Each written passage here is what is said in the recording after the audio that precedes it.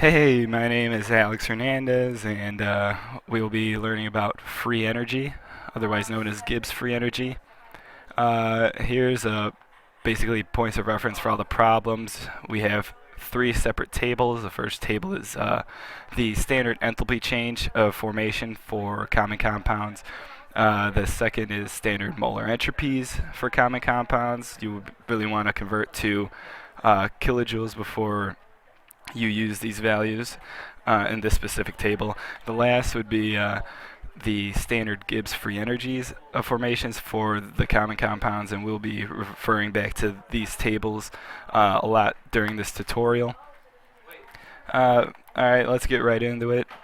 Number one, what units must change in S have if it's to be used in the above equation for free energy? The above equation is change in G equals change in H minus T times change in S. Now, I'm going to be assuming that you have a worksheet in front of you throughout the duration of this tutorial, so I'm going to be referring to a lot of things the way that the questions on the worksheet refer to them. So I'll be asking above, like asks look at the above equation, stuff like that. So basically for question one, units of change in S must be either joules or kilojoules, and you want to make sure that it stays consistent throughout the problem and throughout the equation. Number two, for a spontaneous reaction, what's the sign of change in G? If it's spontaneous, change in G would have to be negative. Therefore, for number three, for a non-spontaneous reaction, you want the sign of change in G to be positive. And for number four, under quotes spontaneous for reactions number 2 and number 3 under worksheet, it says, I quote, depends. What does this mean? In other words, what's the spontaneity depend on in reactions number 2 and 3?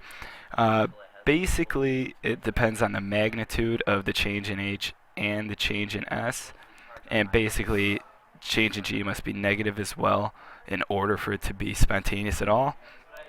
We pretty much stated that in the previous slide.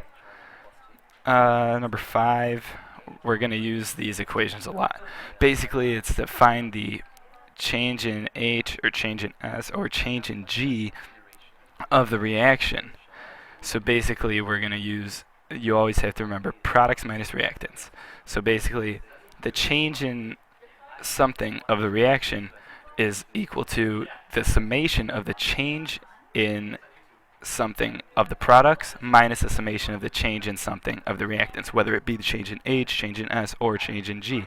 These are all interchangeable, and we want to use these equations to prove that the previous equation, change in G equals change in H minus T times the change in S, works, basically. So we're going to use, for the equation, calcium carbonate goes to calcium oxide plus carbon dioxide. So we're going to use the info, the table, the standard values determined at 298 K, 25 degrees Celsius that I've provided in the second slide. And if we look at the table, put the values in, basically at the end, change in the H of the reaction is going to be 178.3 kilojoules. Change in S of the reaction is going to be 0.159 kilojoules. Remember, you want to change to kilojoules since those values are in joules.